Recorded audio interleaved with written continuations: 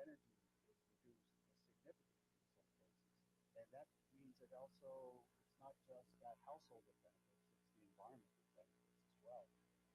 Climate Connections is produced by the Yale Center for Environmental Communication. To hear more stories like this, visit climateconnections.org.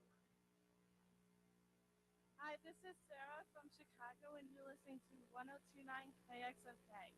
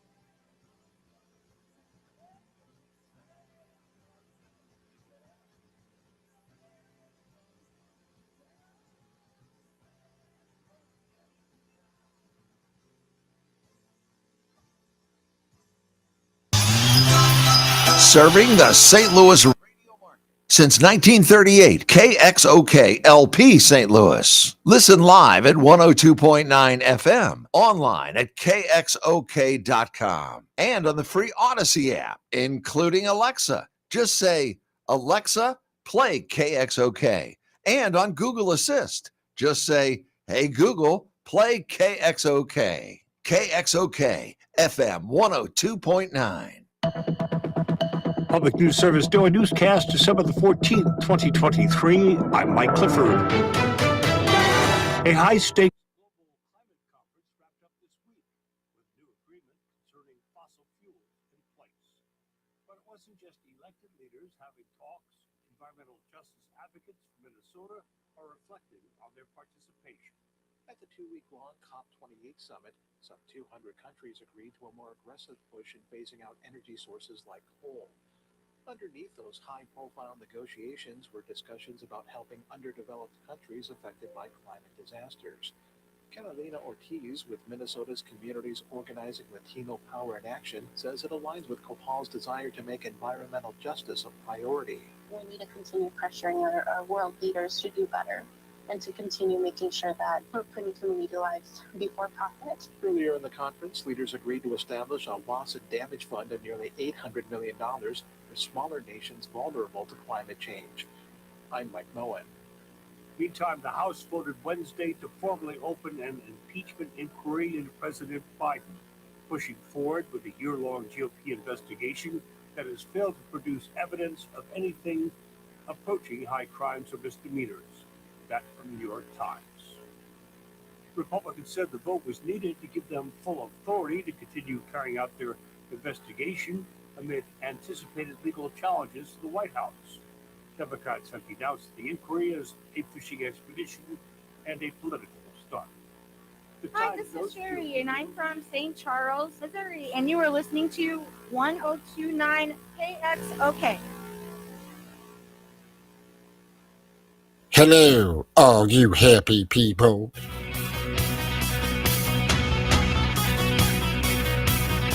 Good morning, ladies and gentlemen, and welcome to The Mole Hole with the hardest working sports announcer in St. Louis that nobody's ever heard of. He's Randy Molman, and the show starts now. Good morning, everybody, and welcome to The Mole Hole, our last show of 2023. I know some of you say, this radio schedule that I keep once a week, it is tiring. 1 hour a week, every week. I need a break. December 14th is my last show. We'll be back after the new year. We'll have a good one for you. Kurt Price from Let's Go Blues Radio will join at 8:30. We're going to talk to Craig Berube firing and what's next now for the Blues. I myself was very surprised they pulled the trigger on that. And I'll talk to Kurt a little more in detail about it because I have some thoughts on when good coaches get fired. Is it really? Why does the coach have to be the fall guy on that? This roster is obviously not good enough, and they're strapped with horrible contracts for defensemen that are just not good anymore, not very good.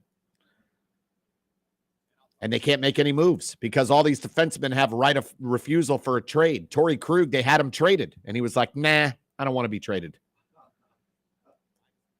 So they're stuck. That's not Craig Berube's fault. However, that's who gets the axe when the team doesn't perform. I mean, that's been true from the beginning of time in sports.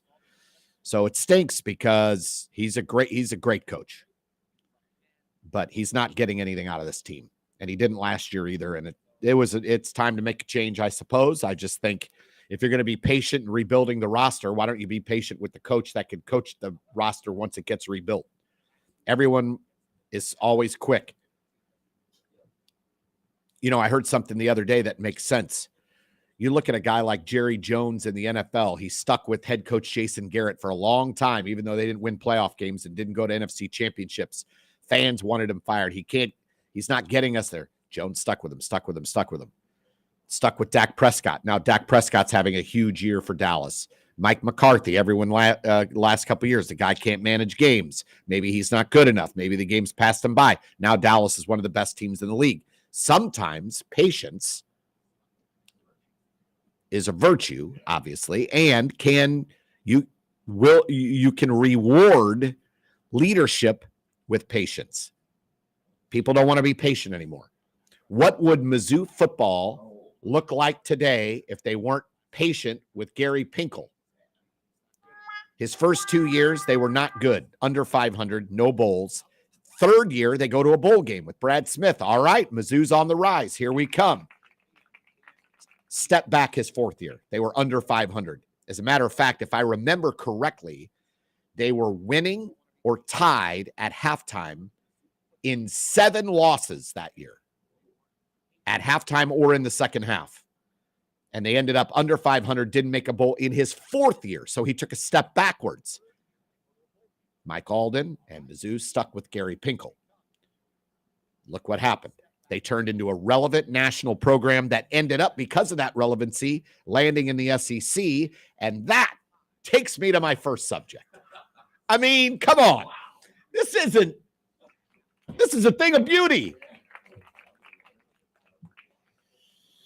Mizzou football. I was watching the SEC schedule show. There was a show on ESPN for 2 hours, a 2-hour show going through the SEC football schedule for 2024. This is where we are. And I couldn't help thinking to myself as I was sitting there. I was like, Missouri's in the SEC. We are, my football program, my basketball program, my Mizzou Tigers, softball, volleyball, baseball, our sports are in the SEC. Arguably the best conference in college athletics and surely the best football conference. The Missouri Tigers. Why? I string it back to patience.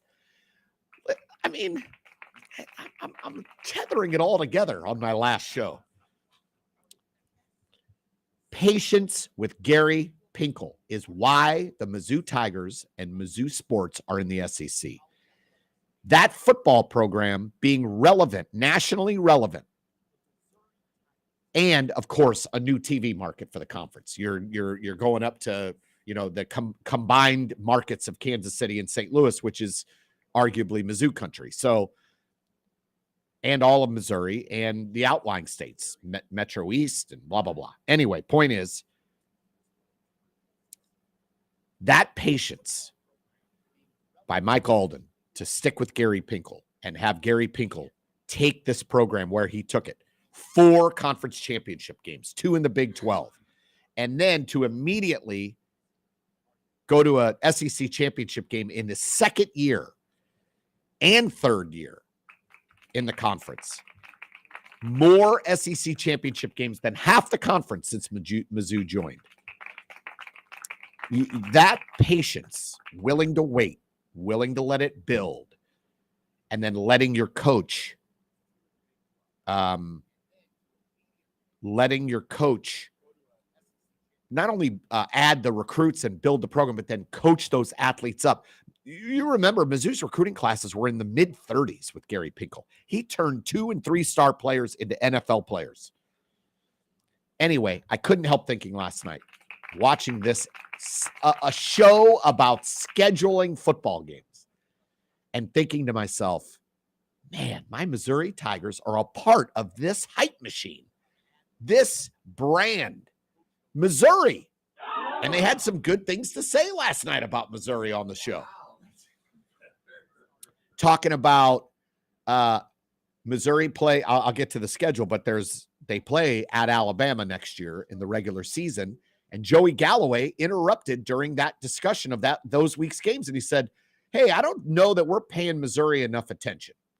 They've got a lot of players coming back on a 10-win team. Their schedule is pretty light leading up to Auburn or to Alabama. This could be a pivotal SEC game where Missouri gives Alabama all it can handle. And to hear him, and then Tim Tebow talked about Missouri, saying Coach Drinkwitz doing such a great job. Missouri 10-2. They've got so much coming back. They're going to be a factor in the SEC. And I just, my heart was aflutter.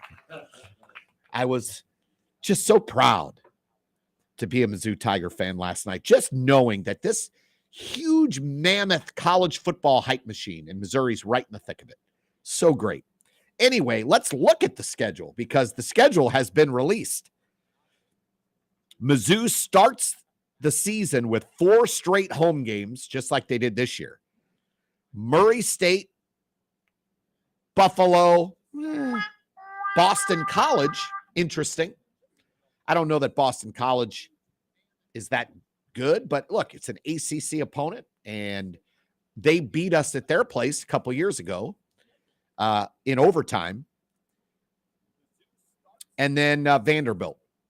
Murray State, Buffalo, Boston College, Vanderbilt to start the season. So you hope that's a 4-0 start. 4 home games against teams you should beat. Then there's a bye week. Nice. Take a break, collect yourself, because the October 5th, you got to travel to Kyle Field in Texas A&M. 110,000. One of the hardest places to play in all of college football. And I still say one of the biggest kept secrets in college football is the atmosphere at Kyle Field at Texas A&M. For you Mizzou fans that are listening who've never been, I've been to many games at Kyle Field. My dad was a Texas A&M alum. I have family in Texas that I go see pretty much every year. They're all Aggies. Already the texts have been flying. My Mizzou Tigers are coming down to Kyle Field, which means the Molmans might be in tow. So we're going to go, hopefully we can pull it off. Go spend a few days down in Texas visiting family and get to go see Mizzou at A&M. Now, everyone talks about the Alabamas and the Georgias and the Ohio States and the Michigans. People around the country don't talk enough about the college football atmosphere at Kyle Field. If you've never been there, it is a must. It is a college football bucket list stadium to go see. So many different traditions. The students stand the entire game. Couples kiss each other at every score. They do the 12th man thing. It is the Texas Aggie marching band. The Texas Aggie marching band is probably, I remember I was a kid. We were at an A&M game when I was a kid. Halftime hits. I turned to my dad and I go, I got to go to the bathroom. Can I go to the bathroom? And he gave me this look. He goes, we do not go to the bathroom during the Fightin' Texas Aggie marching band's performance. And I was like, whoa. Okay, Dad. But they don't. Like every other stadium in America at halftime, the lines for the restroom, the bathrooms, the consent, not at Kyle Field. They stay and watch the Fightin' Texas Aggie marching band. They go to the bathroom at other points during the game. They do not go during halftime. I'm telling you, it is a top 5 environment to go watch college football. And no one talks about it enough. Well, I remember when they got in the SEC, I said to myself, that fan base fits the SEC perfectly because of all the traditions, game day traditions, during game traditions, the band, the fans, the students. It is a perfect fit. So anyway, Mizzou at A&M October 5th, my son's birthday. He actually said to me when the schedule came out and he saw it, he goes, birthday road trip to see some family and go watch Mizzou? I'm like, how can I argue with that? How can I argue with that? That's going to be a tough game, tough environment, but A&M in transition, new head coach. Could be a year you could go down there and get a win at Kyle Field. So you're talking Murray State, Buffalo, Boston College, Vanderbilt, bye week, then Texas A&M for week 6, week 7 at UMass. Who on earth schedules this game? I'll tell you who, the previous AD, Jim Sturk. Mizzou doesn't recruit the Northeast for football. UMass is this is nothing against UMass. UMass fans, don't text me. There's no UMass fan. There's the 4 people listening. No one follows UMass, but they're a lower level conference opponent. their stadium is what, 25 to 30,000. I don't know. I have to look it up. Small little stadium. This is a ridiculous game that was scheduled. And I am hoping, beyond all hope, that Missouri buys its way out of that game and gets another opponent. But for now, it's Mizzou at UMass. It does nothing for our program to win that game. We're supposed to win. If we lose, because it's a road game against a team that's going to really be fired up to play an SEC opponent, that looks terrible. And we don't recruit up there. We don't actively recruit the Northeast. There's no reason to be at UMass. I don't get it. If it's on the schedule and it stays on the schedule, you hope that's a victory. Then you come home on October 19th. Let's see, that's 5, 6, 7, week 8, and you get Auburn. Auburn at home. Auburn is on the rise. They thumped Arkansas, almost beat Alabama. That's going to be a tough game at home. And then the following week, October 26th, we go to Alabama to play the Crimson Tide. Bye week, November 2nd. So now you get 2 bye weeks. Then we get Oklahoma at home. Love it. Oklahoma, old Big 12 rival, Big 8 rival, at home on November 9th. They're now in the SEC. So you get Oklahoma. Then at South Carolina, at Mississippi State, and then at home Thanksgiving weekend against Arkansas. Now, when you look at the schedule now, as the way the teams sit now, to me, the only games you look at on this schedule and go, that's going to be tough. We play well enough we could win, but that's going to be tough, is at A&M and at Alabama. Other than that, you get tough games. Auburn, you get them at home. Oklahoma, you get them at home. Arkansas, you get them at home. This could be another 10-win team. Now, these rosters will change completely going into next year. Transfer portal, NIL. So Auburn, will get better. Arkansas is going to work hard to get better. Oklahoma's good. We play them at home, but they're always good. That's a tough game. At South Carolina, not new head coach. Beamer is still there, but at Mississippi State, they have a new head coach. What kind of transfer players are they going to get? So you never know, right? But you look at it as it lays out today, there's a real opportunity for 2 really good seasons back to back. Really is. And look, we gave Georgia all they could handle on the road this year. We could give Alabama a good game there. We could beat A&M at their place, and they're a program in transition with a new head coach. So I really like the schedule. And for me, selfishly, working those games, I get to see home games. Look, I'm going to be honest with you. I'm not jazzed about Murray State and Buffalo. But Boston College, that's a good non-conference home game. Vandy's a home game. Auburn's a home game. Oklahoma's a home game. Arkansas's a home game. So that's Oklahoma, Arkansas, Auburn, Vandy are your conference home games. It's a pretty good home slate for the conference schedule. I'm excited about it. And can't wait for the Cotton Bowl. Mizzou apparently is now a slight favorite because there are a lot of Ohio State players that are either not playing or in the transfer portal because they're like, we're not playing in the national championship playoff. I'm not going to risk injury. I'm going to the NFL. So they're going to have a lot of backups playing in that game. Ohio State is. I don't want to hear this narrative. Well, Missouri better win then. Ohio State's backups could start on 85% of the teams in the country. So I don't want to hear this. We better beat Ohio State if they're playing all their backups. No, their backups are all 4- and 5-star recruits. So let's slow that. We're still playing elite level talent, elite competition, and a name brand in a major bowl. It's not going to be an easy game. All right, let me shift gears. Boy, I saw an article, and I can't remember who wrote it. I think Julie something. Dakari? Ugh, forgive me. And she wrote this article saying, I've had enough of Chiefs fans. I've had enough.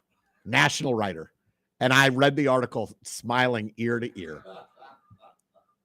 The most insufferable fan base in football was on full display again after Sunday's game, where Kadarius Toney lined up offsides. And all the Chiefs fans out of the woodwork. That never gets called. Why would they call it at that moment of the game? Because it's a penalty. It's a penalty. I cannot. Okay. A few things. First off,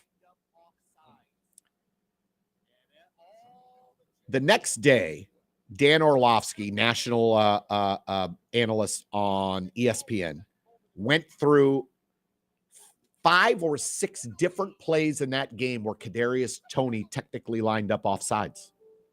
The entire game. It was never called. And that made Chiefs fans even more furious. If he's lining up offsides all game, why didn't he get a warning? Why didn't they call it earlier? They called it when the game, with a minute and a half left. If you look at where he was lined up, if you go back, go search Dan Orlovsky and you'll find it. He lined up where, if you look at the line, where his toe was like on the line. This call at the end of the game, he was a full half yard over the line. Half his body was over the football, past the football. It was glaringly obvious. Like you're watching that and then you see the replay and you're like, oh my, and he's close to the ball. He's lined up in the slot. How does he not look over and see that he's half a yard off sides? Chief, national sports guys even. Now, look, I'll tell you this. I listened to all the national guys the next day because I wanted to hear what they all said. Former coaches, former players. Every receiver, former receiver said, because this is what Chiefs fans were also saying, and the Chiefs players, which, God, Patrick Mahomes looked like the biggest crybaby. It was phenomenal. What an entitled crybaby. And this is the same fan base that used to rip Tom Brady for getting mad on the side. He's so unprofessional. He's classless. He's always yelling at people. Tom Brady, Tom Brady. Your boy just wanted to attack an official. His players had to hold him back. He was cussing out the official, berating him. Crybaby. Now, the fans, why would you call it at that point in the game? One, because it was obvious. And every single receiver, former receiver that I listened to said, officials don't give you a warning. You have to get to the line of scrimmage and then you point to the official over on the side to make sure you're lined up correctly. Kadarius Toney didn't do that.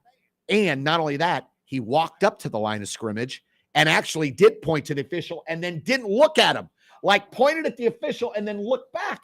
He was not checking to make sure he was lined. And by the way, it doesn't matter. He was so close to the ball. How could he not see it?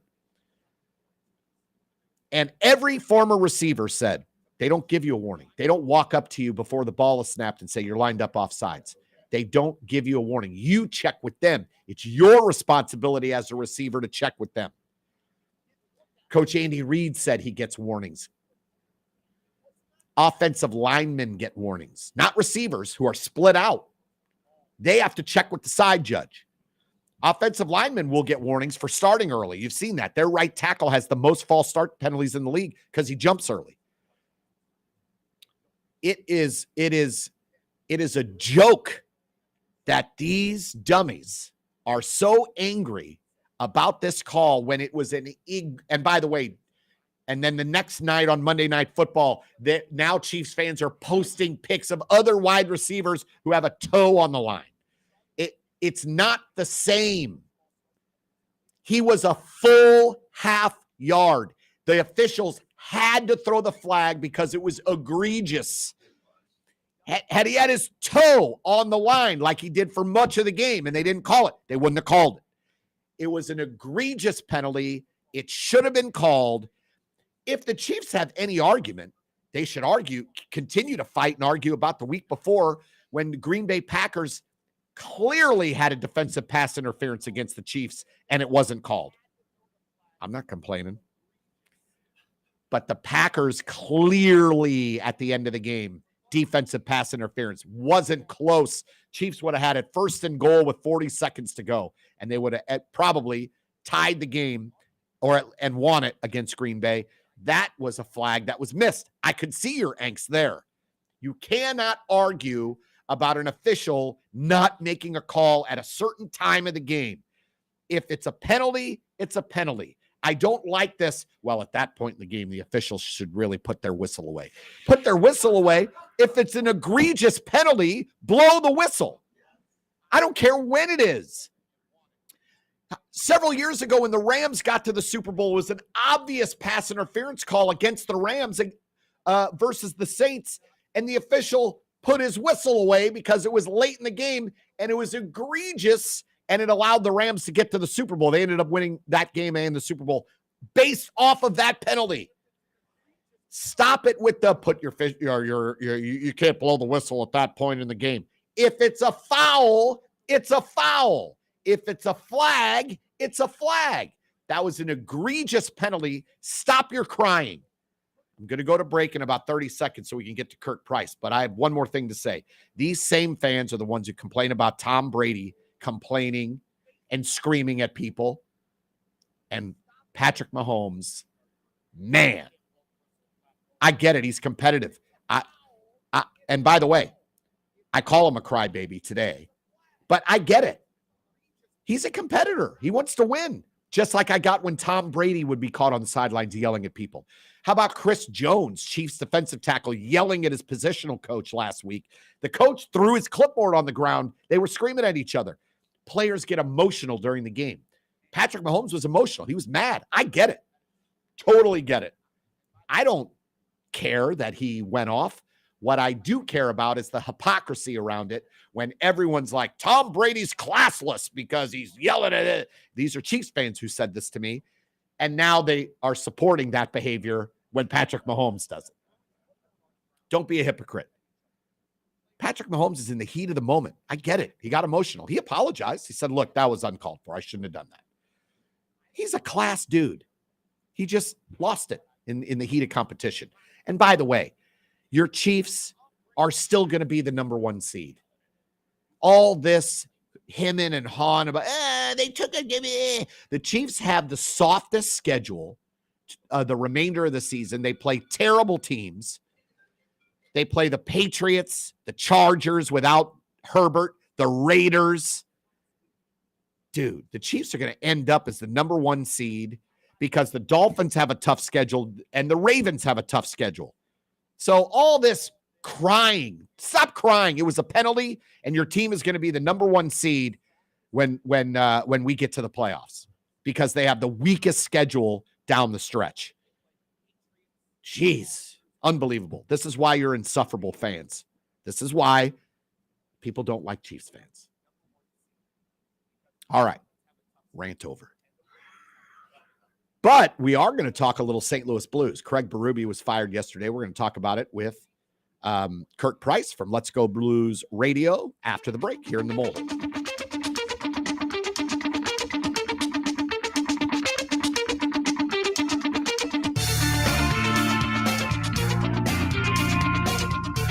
El Potro Restaurant and Market, located at 6920 Manchester Avenue, 1 block east of McCausland, offers the finest variety of Mexican and Central American groceries and goods. El Potro Restaurant serves authentic Mexican and Central American cuisine, including daily specials, not to mention the best horchata and tastiest margaritas in St. Louis. Open 7 days a week. El Potro, 6920 Manchester Avenue, 1 block east of McCausland. Height Digital is a full-service digital marketing agency that helps local businesses grow online. They offer everything from logo and branding to website design, search engine optimization, and paid advertising on Google and Facebook. Hite was just named to the top marketing agency list for 2022 by St. Louis Small Business Monthly. Contact them today for a free digital audit to see how you can grow. That's Hite Digital, HITE digital.com/ST-Lewis.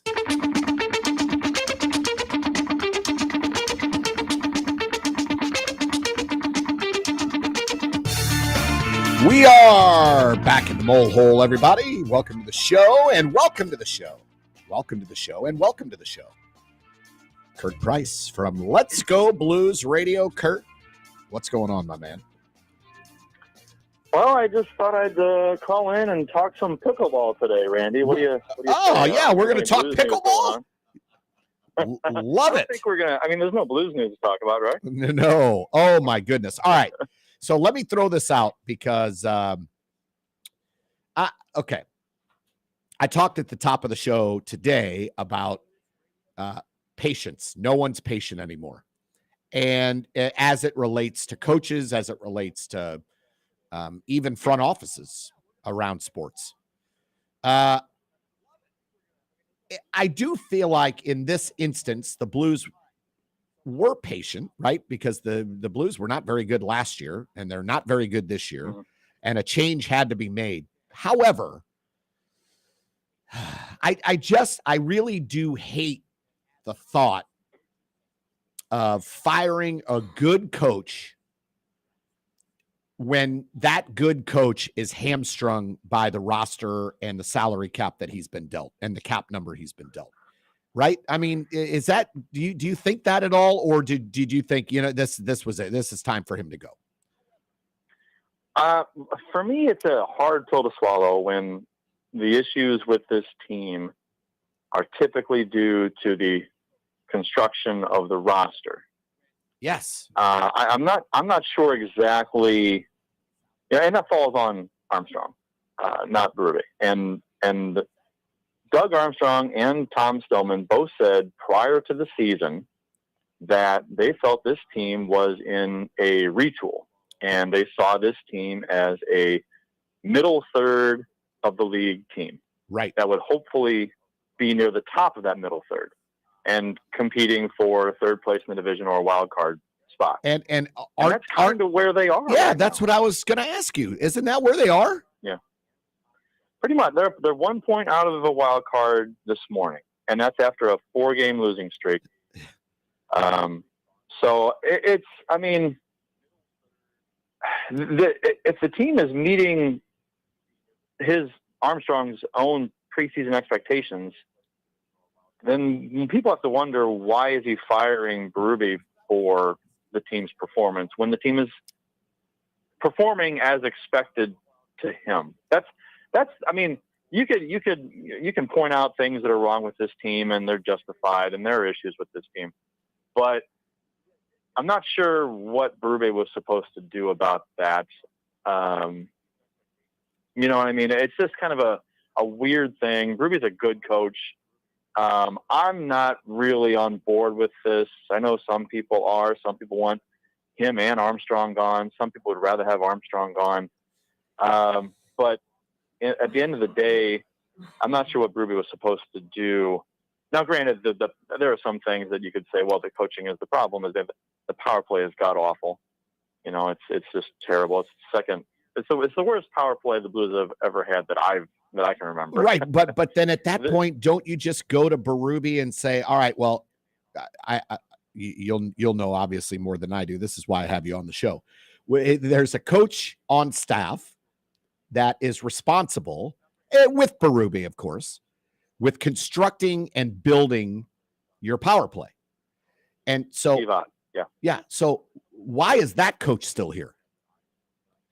That's a good question, because in the off season they replaced their defensive coach.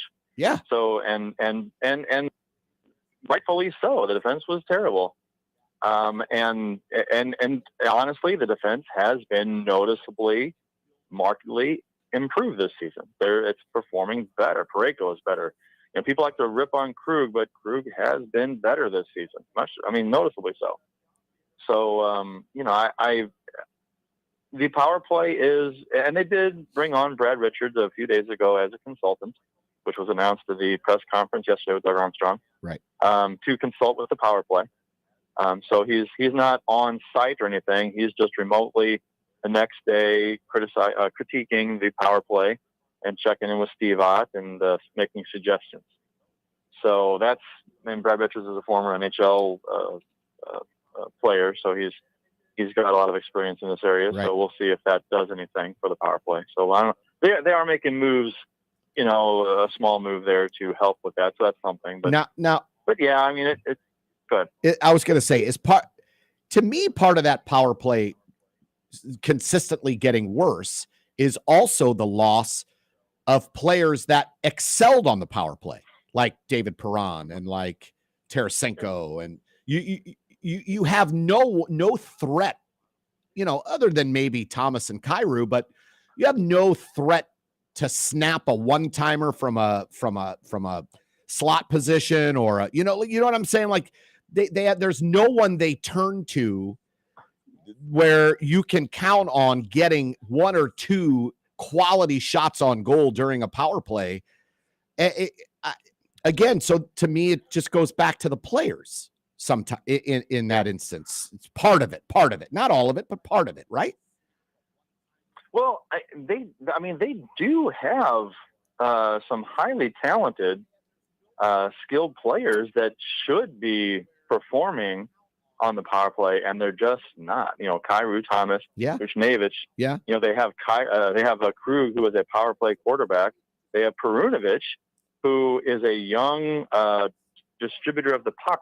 Yeah. In the offensive zone, who only has 2 assists in his games this season. I mean, he's been healthy scratched a handful of games, but he's played a number of games. Only 2 assists is just not enough for him, a young kid. And Krug he's got 1 goal, like 12 assists or something, but that's not terrible. But still, they do have weapons. I mean, a Shen is a guy that is going to be buzzing around the net. They do have the guys that can do that. They're just not. They're standing around in the power play. Everything's predictable.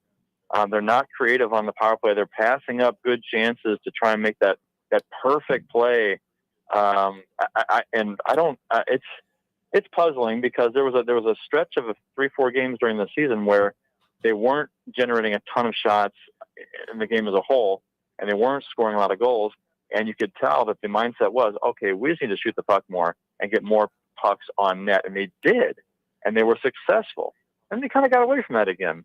And I was just kind of, they're almost reluctant, and people like to mock the fans that just yell shoot, but there's something to be said for that. I actually was gonna say to you, are you saying those fans yelling shoot might be right? Well, when you are struggling to score goals and your power play is 8.4%, when you want to be over 20, you need to simplify things and just get pucks to the net. A lot can be said for, if we don't have a shooting lane, we got to pass the puck. Well, sometimes if you don't have a shooting lane, the puck goes off somebody and in. Or sometimes if you don't have a shooting lane, the goalie can't see the puck and it finds its way through. That happens sometimes, and sometimes you just need to fire the puck more. I'm sorry, I'm going to be that fan that says, when you're in this situation, when you're struggling as you are, fire the puck more often. Yeah. Kurt Price from Let's Go Blues Radio joining me here this morning talking Blues hockey. I feel like the Blues in their history have had a history of, in my opinion, firing coaches too soon. I know there will be a lot of people that will say in this instance, well, this isn't too soon. This is now we're going on 100+ games where this team's just been average and they should be better and blah, blah, blah. But I also argue that and I have always argued, the coach can only get so much out of a roster, and it's not I said this at the beginning of our interview. It's not, the coach is not responsible necessarily for getting the most out of players that may not where he doesn't have enough players to get that amount of talent out of to make them a successful team. This team is hamstrung by bad contracts or contracts that they can't move, and there's nothing Berube can do about it. He's going to end up going somewhere else and being very successful. It just to me seems like a situation where, like you said it at the top. You go into the season with your expectations. You realize what your expectations are. You're meeting your expectations. Let's stick with this plan. And I know the fans are going to get irate about it and they're going to get upset about it, but we have a vision and we have a plan. And at some point in a year and a half, 2 years, yes, that's a while, but we're going to get out of these contracts and we're going to be in the process of rebuilding this roster. But now you're going to do that with a different coach who might not be as good as Berube. Yeah, as far as getting the most out of players on the ice, I agree with you. And the thing is too is that a good coach is going to put a player in the best position to succeed for that player. Tony La Russa did a really good job of that when he was here with the Cardinals. For sure. He put players in an excellent position to succeed, and got the most out of his team. And I think, you could criticize Berube on one hand because of how the team is performing this season, but also like we talked about, they're kind of meeting expectations. So which you're talking on both sides of your mouth there, really, with when Armstrong talked in his press conference about this yesterday. Honestly, Kyrou, I'll Kyrou for an example here, that he leads the team in shots. It's not even close. He's getting the most shots on the team. He's getting the opportunities. And Berube can't shoot the puck for him, so correct. It goes in. Right. You know what I mean? He's getting tons of chances. He's always touching the puck in the offensive zone, and as much as I say that players like him need to shoot more, he is shooting a lot. But I mean, I would say shoot. I mean, just keep putting it on net. But he can't. I think his shooting percentage is something like 5%. It's not very good. So it's like. How is that on Berube, for example? Right. He's got him in the position to succeed. His system is getting Kyrou the opportunities. Kyrou is just not burying those chances, or he's not shooting enough of those chances. So, and I think that goes for a lot of players on the team. And it's a situation where Berube has kind of got his hands in the air. It's like, I'm not sure what I'm supposed to do here. Now, granted that the last 4 games they've lost, well, the last 3 especially, they should have won every single one of those games against the Blue Jackets, the Blackhawks, and the who they play last? The Red Wings, Detroit Red Wings. Yeah. So and then in the 4th game back, they had a lead against the Vegas. I think it was 3-1. Yeah, and then they blew the doors off of us. Yeah, well, yeah, but and so it's they allowed 6 straight or whatever it was, 5 straight goals in that game. So ever since they're up 3-1 against Vegas, they've outscored something like 20-7 or whatever it is, and they've lost 4 straight. So that looks bad. This team should not be losing to Chicago. This team should not be losing to Columbus. Detroit was without Larkin due to and without Perron, so they were without 2 of their bigger weapons. And they should have beat Detroit, and they didn't. They play Ottawa tonight, and Ottawa is in the running for worst record in the league right now. And this is another team they should beat. So, I mean, if they lose this one, it's like you could say they're trending in the wrong direction. And the last 3 games are a big reason as to why Berube was fired. Armstrong discussed that a little bit in the press conference yesterday. So it's recency bias here again, because 4 games ago, after they beat Vegas, the team was kind of flying high. They were playing well. They were in a playoff spot. They just beat Vegas, and then they're up 3-1 in the second game against Vegas. And it's like, wow, we're doing. I mean, this team is playing quite well. And the wheels came off in that second game against Vegas, and we've lost that game, lost 3 more after that, and now all of a sudden Berube's fired. A lot changed in a hurry there for Armstrong. With Berube, and it's kind of puzzling and interesting, and you almost want to think there's more to it than that. I know the way they lost these games was very just disturbing and this. But I've never seen a coach fired over a 3 or 4 game stretch like this seems to be for him. Yeah, exactly. If they went 2-2 in those games in these last 4, Berube would still be here. I think. I believe that. Yeah, I do too. And I said the exact same thing on our show last night. Yeah. The exact same thing. 2-2. Yeah, I think he's still here. Yeah, it's weird. Kurt Price from Let's Go Blues Radio joining us here this morning. So I am of the opinion that Cardinals fans are way too hard on John Mozeliak. I know. Thank you. I get the angst of last year, right? Worst season they've had in like 100 years or whatever it is. And however, the Cardinals have had winning seasons in 22 of the last 24 years. John Mozeliak, as the general manager, has had 2 losing seasons. And this team has been in the playoffs, 15 times? 75% of the Major League Baseball fan base would trade the last 24 years with the Cardinals. And yet, try being a Pittsburgh Pirates fan. Exactly, Pirates fan, Baltimore Orioles, who are good now, but how long were they terrible? You go down the list, right? But yes, I think we all saw last year coming. I don't think we saw the Cardinals as 20 games under 500, but we all saw a blip coming. There was a gap between major league talent and who was ready in the minor leagues. He had made some bad trades over the last couple of years. Look, that happens. These general managers are not perfect. John Mozeliak has been 90% good as the Cardinals general manager.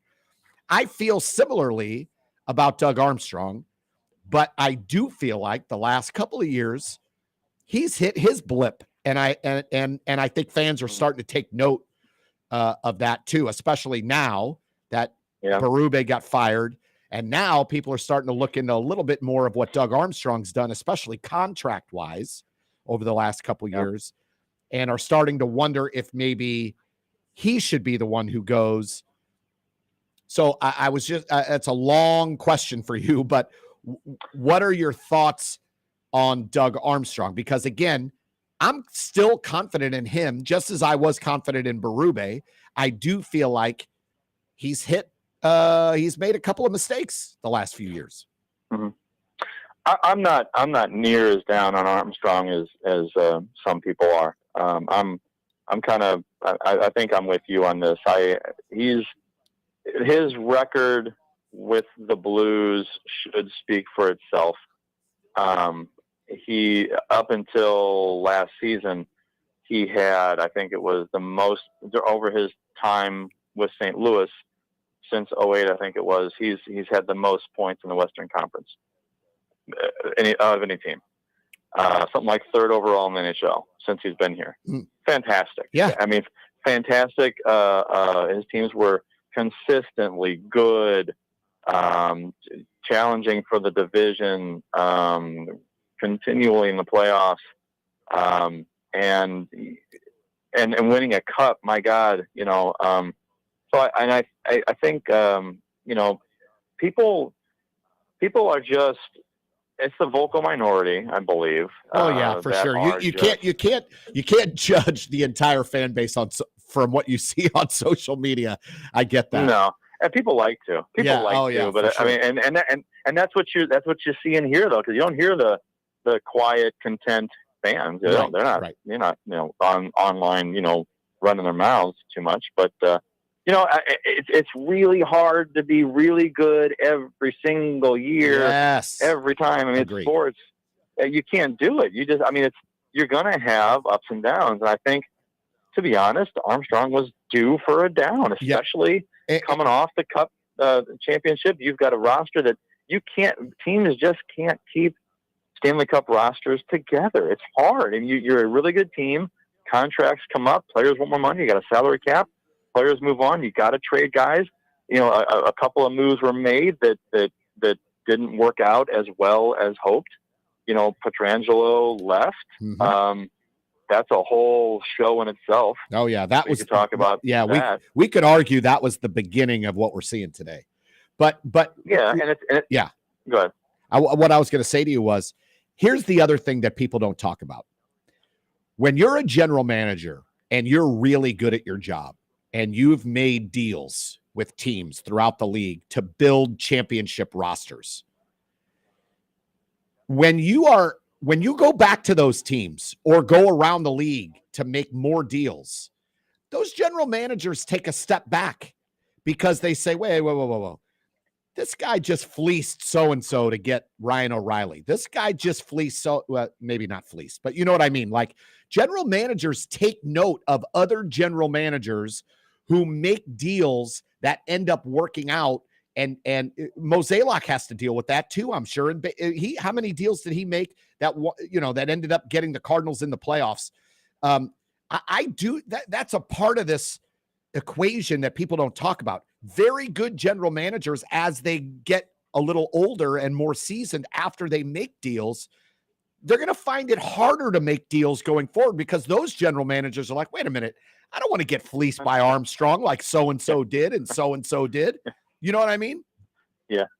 I don't think,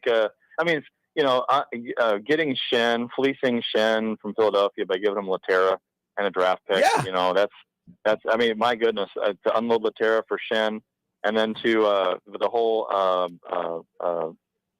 getting O'Reilly from Buffalo and unloading Berglund on them but I mean, they did get Tage Thompson out of that, so that was a win now for them. Right. But I mean, we got a cup out of it. Yeah, for Buffalo sure. hasn't even gotten a playoff spurt out of it. So yeah, I mean, I agree with you, and I'm not,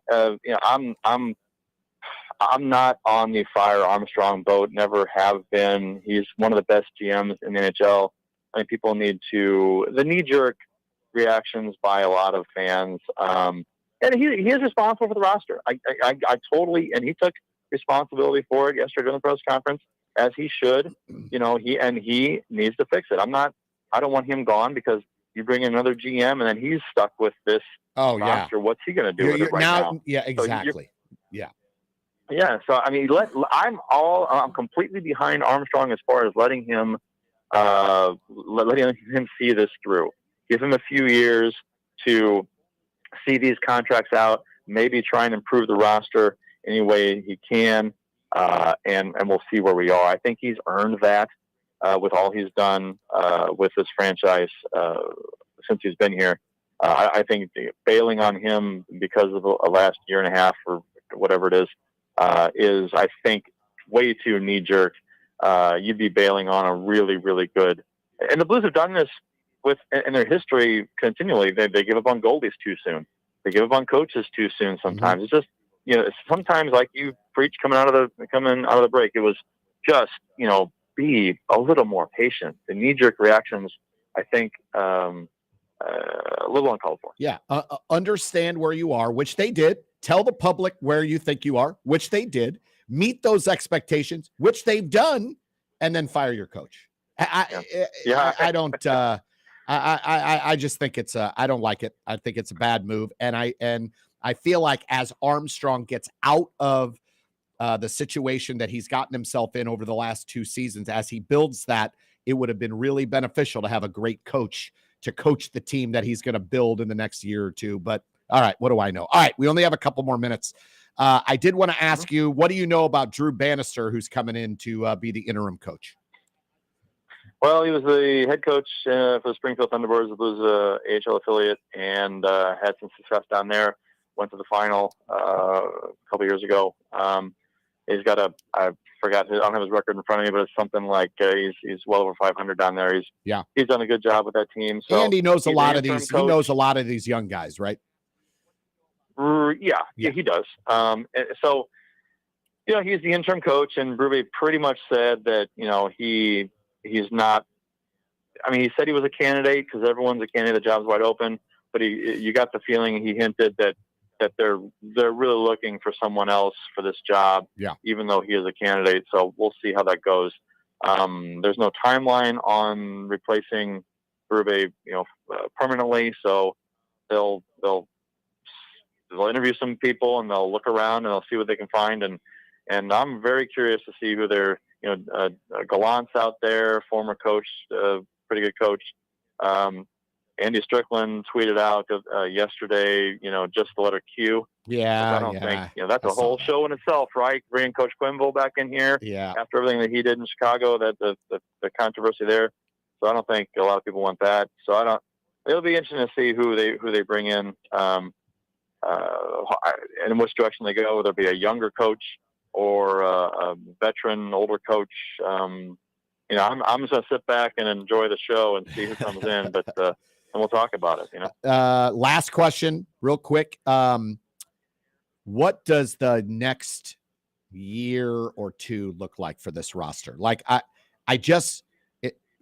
my point is, I think we're in for a multiple year retool. I'm not saying full rebuild because we have some talent, young talent, but I do think until we get out from some of the cap strap issues that we have with basically most of our defensemen, I just don't see an easy or quick turnaround. This seems like a year or two retool.